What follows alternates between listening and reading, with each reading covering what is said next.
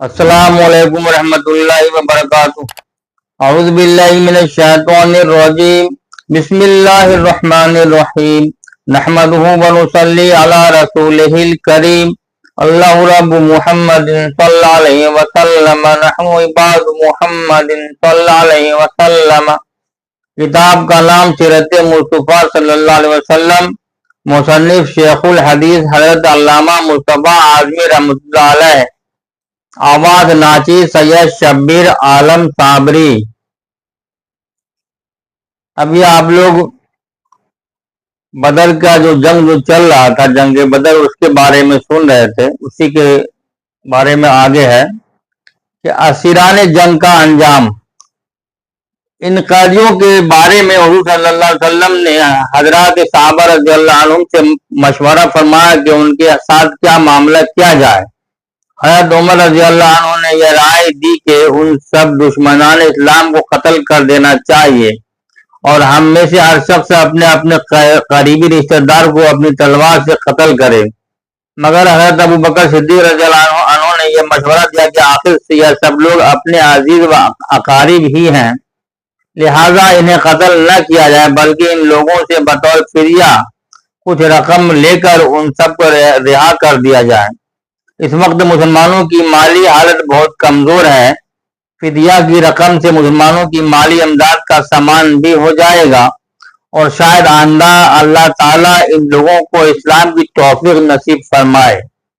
हुजूर रहमत आलम सल्लल्लाहु अलैहि वसल्लम ने हज़रत अबू बकर सिद्दीक़ रज़ियल्लाहु अन्हु की संजीदा राय को पसंद फरमाया और उन कैदियों से 4-4 हजार दरहम फिदिया लेकर उन लोगों को छोड़ दिया।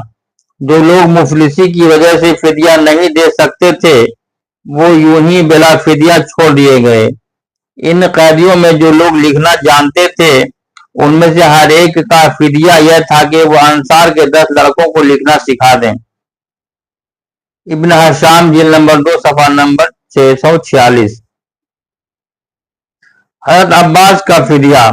अंसार ने हुज़ूर सल्लल्लाहु अलैहि वसल्लम से यह दरख्वास्त अर्ज की कि या रसूल अल्लाह, हज़रत अब्बास हमारे भांजे हैं, लिहाजा हम उनका फिदिया माफ करते हैं, लेकिन आपने यह दरख्वास्त मंजूर नहीं फरमाई।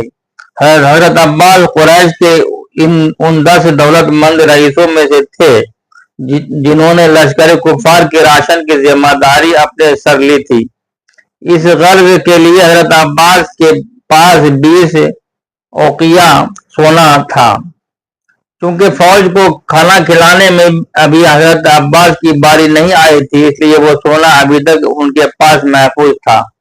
उस सोने को हुज़ूर सल्लल्लाहु अलैहि वसल्लम ने माल गनीमत में शामिल फरमा लिया और हज़रत अब्बास से मुतालबा फरमाया कि वो अपना और अपने दोनों भतीजों अकील बिन अबी तालिब और नौफिल बिन हारिस और अपने हलीफ उमरू बिन हजदम 4 शख्सों का फिदिया अदा करें।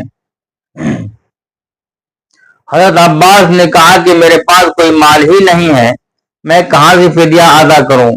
यह सुनकर हुजूर सल्लल्लाहु अलैहि वसल्लम ने फरमाया कि चचा जान, आपका वो माल कहां है जो आपने जंग बदर के लिए रवाना होते वक्त अपनी बीवी उम्मुल फजल को दिया था और यह कहा था कि मैं इस लड़ाई में मारा जाऊं तो उसमें से इतना इतना माल मेरे लड़कों को दे देना।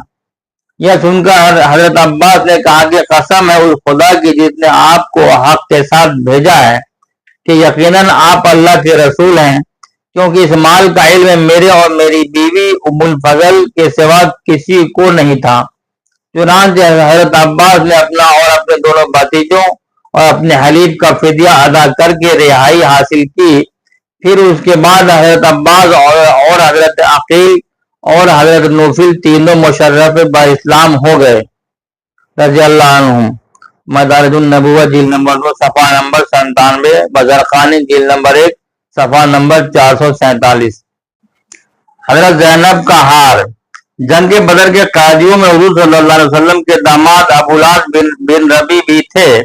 ये हाला बिन खवील के लड़के थे और हाला हज़रत बीबी खदीजा रज़ियल्लाहु अन्हा की हकीकी बहन थी। इसलिए हज़रत बीबी खदीजा रज़ियल्लाहु अन्हा ने रसूलुल्लाह सल्लल्लाहु अलैहि वसल्लम से मशवरा लेकर अपनी लड़की हज़रत ज़ैनब रज़ियल्लाहु अन्हा का अबूलास बिन रबी سے نکاح کر دیا تھا۔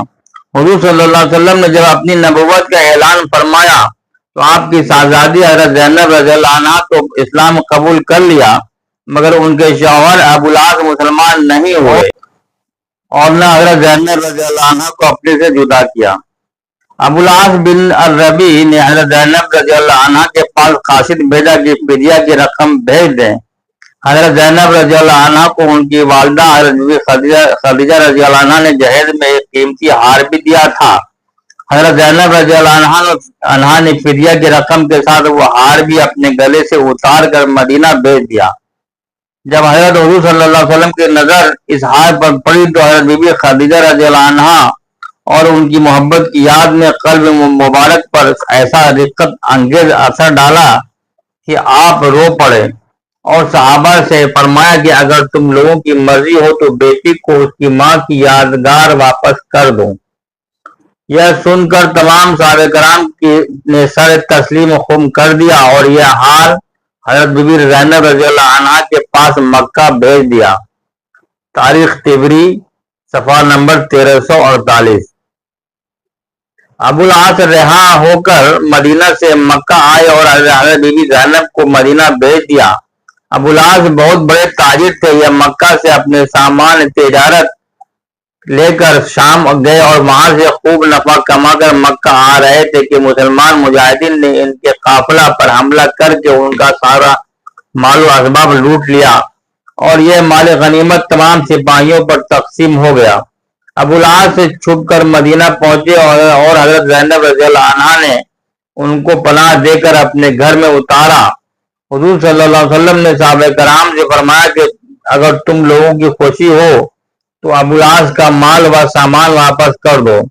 فرمان رسالت کا اشارہ پاتے ہی تمام مجاہدین نے سارا مال و سامان ابو العاص کے سامنے رکھ دیا اور ابو العاص اپنا سارا مال و اسباب لے کر مکہ آئے اور اپنے تمام تجارت کے شریکوں کو پائی کا حساب سمجھا کر اور سب کو اس کے حصہ کی رقم ادا کر کے اپنے مسلمان ہونے کا اعلان کر دیا اور اہل مکہ سے کہہ دیا کہ میں یہاں آ کر اور سب کا پورا حساب ادا کر کے مدینہ جاتا ہوں تاکہ کوئی یہ نہ کہہ سکے کہ ابو العاص ہمارا روپیہ لے کر تقاضا کے ڈر سے مسلمان ہو کر مدینہ بھاگ گیا۔ اس کے بعد حضرت ابو العاص رضی اللہ عنہ مدینہ آ کر حضرت بی بی زینب رضی اللہ عنہما کے ساتھ رہنے لگے۔ تاریخ طبری مقتولین بدر کا ماتم۔ بدر میں کفار قریش کی شکست فائز کی خبر جب مکہ میں پہنچی تو ایسا کوہرام مچ گیا کہ گھر گھر ماتم خدا بن گیا، مگر اس خیال سے کہ مسلمان ہم پر ہنسیں گے، اور ابو سفیان نے تمام شہر میں اعلان کرا دیا کہ خبردار کوئی شخص رونے نہ پائے۔ اس لڑائی میں اسود بن عبد یغوث کے 2 لڑکے عقیل اور زما اور ایک پوتا حارث بن زما قتل ہوئے تھے۔ اس صدمہ جان گاہ سے اسود کا دل پھٹ گیا تھا اور وہ چاہتا تھا کہ اپنے ان مقتولوں پر خوب پھوٹ کر روئے تاکہ دل کی بھاس نکل جائے، لیکن قومی غیرت کے خیال سے رو نہیں سکتا تھا، مگر دل ہی دل میں گھٹتا اور پھوٹتا رہتا تھا اور آنسو بہاتے بہاتے اندھا ہو گیا۔ ایک دن شہر میں کسی عورت کے رونے کی آواز آئی تو اس نے اپنے غلام کو بھیجا کہ دیکھو کون رو رہا ہے، کیا بدر کے مقتولوں پر رونے کی اجازت ہو گئی ہے؟ میرے سینے میں رنج و غم کی آگ سلگ رہی ہے، میں بھی رونے کے لیے بے قرار ہوں۔ غلام نے بتایا کہ ایک عورت کا اونٹ گم ہو گیا ہے، وہ اسی غم میں رو رہی ہے۔ اسود شاعر تھا، یہ سن کر بے اختیار اس کی زبان سے یہ دردناک اشعار نکل پڑے جس کے لفظ سے خون ٹپک رہا ہے۔ اس کا اردو ترجمہ یہ ہے: کیا وہ عورت ایک اونٹ کے گم ہونے پر رو رہی ہے اور بے خوابی نے اس کی نیند کو روک دیا ہے، تو وہ ایک اونٹ پر نہ روئے لیکن بدر پر روئے جہاں قسمتوں نے کوتاہی کی ہے۔ اگر تجھ کو رونا ہے تو عقیل پر رویا کر اور حارث پر رویا کر جو شیروں کا شیر تھا، اور ان سب پر رویا کر، مگر ان سبوں کا نام مت لے اور ابھی ابو حکیمہ زمعہ کا تو کوئی ہمسر ہی نہیں ہے۔ ابن حشام جلد نمبر 2 صفحہ نمبر 657۔ عمیر اور صفوان کی خوفناک سازش۔ ایک دن عمیر اور صفوان دونوں حتیم کعبہ میں بیٹھے ہوئے مقتولین بدر پر آنسو بہا رہے تھے۔ ایک دم صفوان بول اٹھا کہ اے عمیر، میرا باپ اور دوسرے رؤسائے مکہ جس بدر میں قتل ہوئے ان کو یاد کر کے سینے میں دل پاش پاش ہو رہا ہے، اور اب زندگی میں کوئی مزہ باقی نہیں رہ گیا ہے۔ عمیر نے کہا کہ اے صفوان، تم سچ کہتے ہو، میرے سینے میں بھی انتقام کی آگ بھڑک رہی ہے۔ میرے اعزاء و اقربا بھی بدر میں بے دردی کے ساتھ قتل کیے گئے ہیں، اور میرا بیٹا مسلمانوں کی قید میں ہے۔ خدا کی قسم، اگر میں قرضدار نہ ہوتا اور بال بچوں کی فکر سے دوچار نہ ہوتا تو ابھی ابھی میں تیز رفتار گھوڑے پر سوار ہو کر مدینہ جاتا اور دم زدن میں دھوکہ سے محمد صلی اللہ علیہ وسلم کو معاذ اللہ قتل کر کے فرار ہو جاتا۔ یہ سن کر صفوان نے کہا کہ اے عمیر، تم اپنے قرض اور بچوں کی ذرا بھی فکر نہ کرو، میں خدا کے گھر میں عہد کرتا ہوں کہ تمہارا سارا قرض ادا کر دوں گا، اور میں تمہارے بچوں کی پرورش کا بھی ذمہ دار ہوں۔ اس معاہدہ کے بعد عمیر سیدھا گھر آیا اور ظاہر میں بجھائی ہوئی تلوار لے کر گھوڑے پر سوار ہو گیا۔ جب مدینہ میں مسجد نبی کے قریب پہنچا تو حضرت عمر رضی اللہ عنہ نے اس کو پکڑ لیا اور اس کا گلا دبائے اور گردن پکڑے ہوئے دربار رسالت میں لے گئے۔ حضور صلی اللہ علیہ وسلم نے پوچھا کہ کیوں عمیر، کس ارادہ سے آئے ہو؟ جواب دیا کہ اپنے بیٹے کو چھڑانے کے لیے۔ آپ نے فرمایا کہ کیا تم نے اور صفوان نے حتیم کعبہ میں بیٹھ کر میرے قتل کی سازش نہیں کی ہے؟ عمیر اس راز کی بات سن کر سناٹے میں آ گیا اور کہا کہ میں گواہی دیتا ہوں کہ بے شک آپ اللہ کے رسول ہیں، کیونکہ خدا کی قسم میرے اور صفوان کے سوا اس راز کی کسی کو بھی خبر نہ تھی۔ ادھر مکہ میں صفوان حضور صلی اللہ علیہ وسلم کے قتل کی خبر سننے کے لیے انتہائی بے قرار تھا اور دن گن کر عمیر کے آنے کا انتظار کر رہا تھا، مگر جب اس نے ناگہاں یہ سنا کہ عمیر مسلمان ہو گیا تو فرط حیرت سے اس کے پاؤں کے نیچے کی زمین نکل گئی اور وہ بوکھلا گیا۔ حضرت عمیر مسلمان ہو کر آئے اور جس طرح وہ پہلے مسلمانوں کے خون کے پیاسے تھے اور وہ کافروں کی جان کے دشمن بن گئے اور انتہائی بے خوفی اور بہادری کے ساتھ مکہ میں اسلام کی تبلیغ کرنے لگے، یہاں تک کہ ان کے دعوت اسلام سے بڑے بڑے کافروں کے اندھیرے دلوں میں نور ایمان کی روشنی سے اجالا ہو گیا، اور یہی عمیر اب صحابی رسول حضرت عمیر رضی اللہ عنہ کہلانے لگے۔ تاریخ تبری صفحہ نمبر 1354۔ مجاہدین بدر کے فضائل۔ جو صحابہ کرام جنگ بدر کے جہاد میں شریک ہو گئے وہ تمام صحابہ میں ایک خصوصی شرف کے ساتھ ممتاز ہیں، اور ان خوش نصیبوں کے فضائل میں ایک بہت ہی عظیم الشان فضیلت یہ ہے کہ ان سعادت مندوں کے بارے میں حضور صلی اللہ علیہ وسلم نے فرمایا کہ بے شک اللہ تعالیٰ اہل بدر سے واقف ہے، اور اس نے یہ فرما دیا ہے کہ تم اب جو عمل چاہو کرو، بلا شبہ تمہارے لیے جنت واجب ہو چکی ہے۔ یہ فرمایا کہ میں نے تمہیں بخش دیا ہے۔ بخاری باب فضل بن شہداء بدرن جلد نمبر 2 صفحہ نمبر 566۔ ابو لہب کی عبرتناک موت۔ ابو لہب جنگ بدر میں شریک نہیں ہو سکا۔ جب کفار قریش شکست کھا کر مکہ واپس آئے تو لوگوں کی زبانی جنگ بدر کے حالات سن کر ابو لہب کو انتہائی رنج و ملال ہوا۔ اس کے بعد ہی وہ بڑی چیچک کی بیماری میں مبتلا ہو گیا، جس سے اس کے تمام